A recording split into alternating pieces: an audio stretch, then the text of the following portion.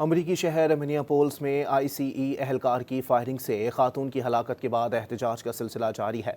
आज होने वाले एहतजाज के दौरान एक शख्स को गिरफ्तार कर लिया गया। पुलिस ने उस शख्स को बर्फ पर लिटाकर गिरफ्तार किया, जिसके दौरान मुजाहिरीन ने अफसरान के खिलाफ शदीद नारेबाजी की।